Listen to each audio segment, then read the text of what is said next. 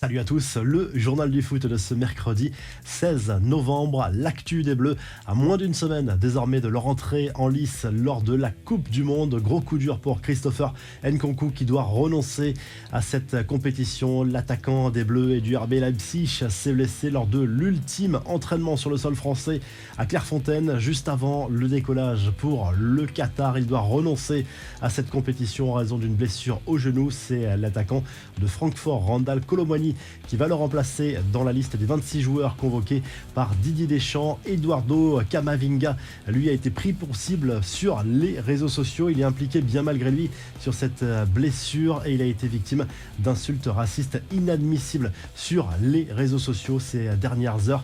Karim Benzema, lui, s'est confié sur sa blessure. Il a donné des nouvelles plutôt rassurantes sur son état de santé à quelques jours du premier match contre l'Australie. Il sera prêt pour cette première rencontre de l'équipe de France, il l'assure. Il n'était pas à 100% lors des dernières rencontres avec le Real Madrid. C'est pour ça qu'il a déclaré forfait. Il ne voulait prendre aucun risque juste avant le coup d'envoi de cette Coupe du Monde.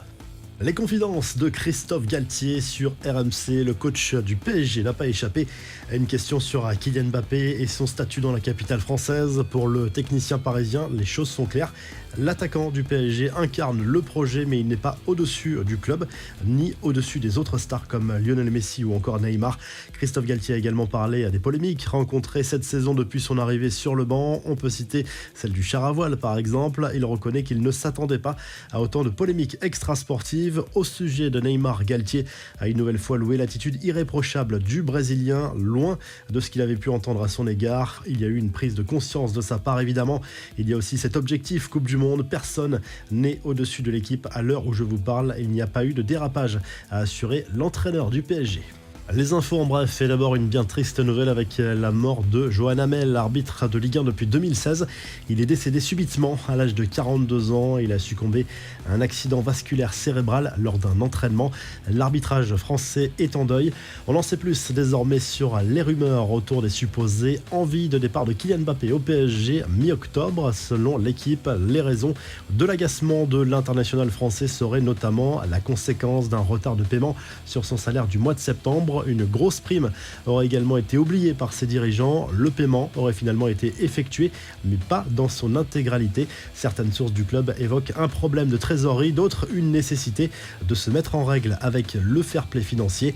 Pablo Longoria lui a dressé le bilan de la première partie de saison à Marseille avant de se projeter sur l'après-Coupe du Monde.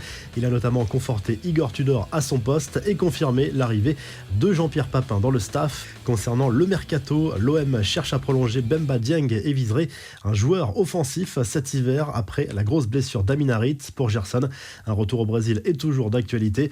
Des nouvelles pas forcément rassurantes pour Sadio Mané, blessé à un genou, mais tout de même dans la liste du Sénégal. L'attaquant du Bayern n'est pas certain de pouvoir disputer cette compétition. Loin de là, il ne sera pas disponible pour les premiers matchs, peut-être même pour l'intégralité de la phase de groupe. Joao Mario calme le jeu après la polémique autour de la poignée de main glaciale entre Bruno Fernandes et Cristiano Ronaldo sur une vidéo diffusée par la Fédération portugaise de foot sur les réseaux sociaux à propos des retrouvailles entre joueurs. Le milieu de terrain portugais assure qu'il n'y a aucun froid entre les deux joueurs de Manchester United et que la sortie médiatique de CR7 n'a pas perturbé le groupe. La presse portugaise, elle, est plus pessimiste et assure que les tensions autour de Cristiano Ronaldo sont bien réelles. Par ailleurs, un nouvel extrait de l'interview accordée par le joueur au journaliste anglais Piers Morgan a été diffusé. Ronaldo s'est confié sur la mort de son nouveau-né lors de l'accouchement du 18 avril dernier. C'est probablement le pire moment que j'ai vécu dans toute ma vie depuis la mort de mon père. Quand vous avez un enfant, vous vous attendez à ce que tout soit normal et quand vous avez un problème, c'est difficile. C'était très très difficile de comprendre ce qu'il se passait à cette période de ma vie, a lâché l'attaquant des Red Devils. La revue de presse, le journal de l'équipe se penche sur les coulisses des derniers préparatifs pour cette Coupe du Monde au Qatar. C'est une première pour un pays musulman et l'optimisme est de rigueur malgré quelques polémiques ces derniers mois, forcément en raison des droits humains et de la cause environnementale. Du côté de l'Angleterre, le Daily Express Sport revient sur l'arrivée sur le sol du Qatar de la sélection anglaise. Les joueurs de Gareth Southgate qui vont pouvoir entamer leur préparation pour cette Coupe du Monde de manière un peu plus concrète désormais, mais le quotidien britannique qui se penche surtout sur la situation de Kylian Mbappé et évoque une potentielle offre de Manchester United de 170 millions d'euros qui pourrait arriver sur le bureau des dirigeants parisiens cet hiver.